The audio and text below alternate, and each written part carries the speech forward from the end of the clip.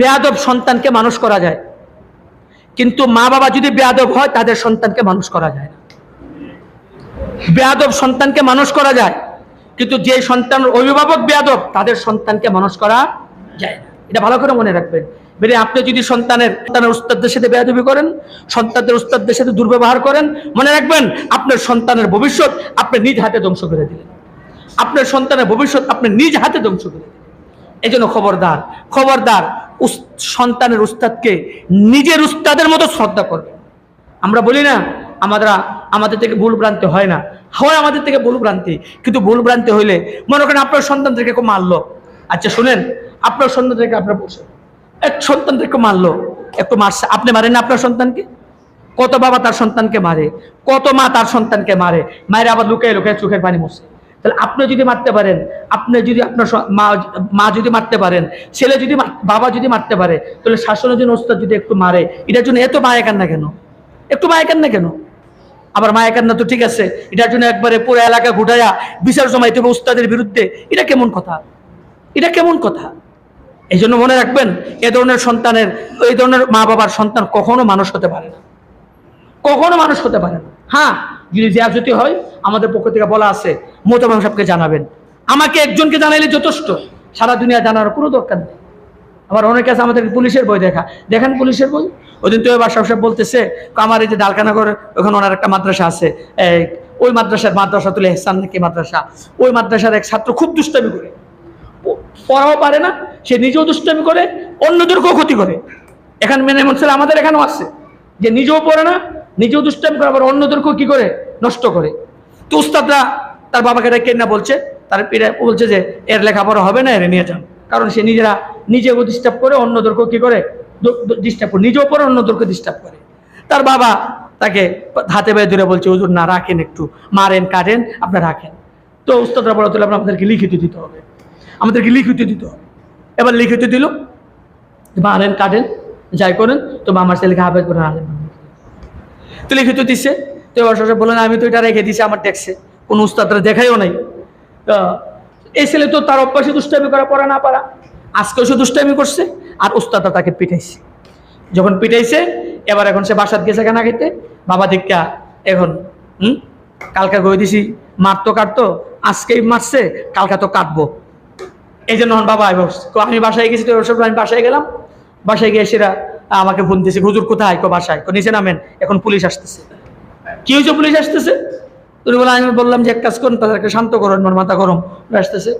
আসলাম নিচে, দেখি যে খুব গরম। কি হয়েছে? ও দেখেন হুজুর, কালকে মাত্র আপনাকে লিখে দিয়ে গেলাম যে মারেন কাটেন, ঠিক আছে, আজকে মায়ের শুরু করছে, কালকে তো কাটবো। হ্যাঁ, এখন পুলিশ আসতেছে, আমরা ওস্তাদ ধরে পুলিশ নিয়ে যাবো।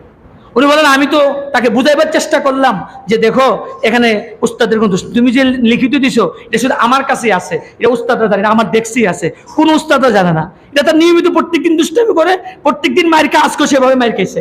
এখানে এটার সাথে কোনো যে তুমি লিখিত দিছো এই জন্য আজকে মারছে কালকে কাটবে, এমন কোনো কিছু না। কিন্তু সে বুঝতেই রাজি না, সে বুঝতেই রাজি না, সে পুলিশের বই দেখা। শেষ পর্যন্ত কি হলো, কেসের এই ছেলেটাও তো হয়তো দুষ্ট হয়েছে, গুন্ডা পান্ডা হয়েছে, তার প্রত্যেকটা ছেলে গুন্ডা পান্ডা হয়েছে, কারণ একটাই, উস্তাদদেরকে পুলিশ দিয়ে শাসন করতে চাইছে। এই জন্য বলবো, খবরদার, খবরদার, কখনো নিজের এই চিন্তাটা করবেন না যে উস্তাদকে শাসাবেন, বরং নিজের সন্তানের উস্তাদকে নিজের উস্তাদের মতো মনে করবেন। সন্তানের উস্তাদের জুতা সুতা করে দিবেন, সন্তানের উস্তাদদের জন্য খেদমত করবেন, যে হুজুর এই হুজুরকে নিজের উস্তাদের মতো সম্মান করবেন, তাহলে আপনার সন্তান হাফেজ আলেম হতে পারবে। আর উস্তাদদের সাথে বেয়াদবি করবেন, তাকে পুলিশের বই দেখাবেন, আর তাকে সমাজের বই দেখাবেন, তার বিরুদ্ধে বিচার জমাইবেন, আর আশা করবেন আপনার ছেলে আলেম হয়ে যাবে, হাফেজ হয়ে যাবে। কোশ্চিন কারো না, আমি লিখে দিতে পারি, কিয়ামতের আগ পর্যন্ত আলেম হতে পারবে না, হাফেজও হতে পারবে না কিয়ামতের আগ পর্যন্ত। আপনার নসলই হবে না। যে সন্তানের মা বাবা বেয়াদব, তার নসলে হাফেজ আলেম হবে না। আর যেই মা বাবা বাদব, উস্তাদদেরকে শ্রদ্ধা করে, আলেমদেরকে শ্রদ্ধা করে, তার সন্তান আলেম না হলেও তার ভবিষ্যৎ প্রজন্মের ভিতরে আলেমের সিলসিলা জারি হবে, আদবের সিলসিলা জারি হবে।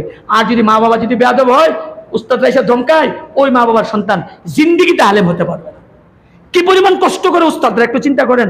আপনার বাড়িতে একটা দুইটা বাচ্চা থাকে, এটাতে আপনি পেরেশান হয়ে যান, আর এখানে 70-80 জন ছাত্র, সবগুলো ছোট ছোট ছোট বয়সের, একটাকে ঠিক করে এলে আরেকটা দিকটা চেওয়া শুরু করে দেয়। এই অবস্থা উস্তাদের মাথা কেন কেন করে অবস্থায় সারাদিন থাকতে থাকতে কখন একটু তাদের থেকে ব্যতিক্রম হয়ে যায়।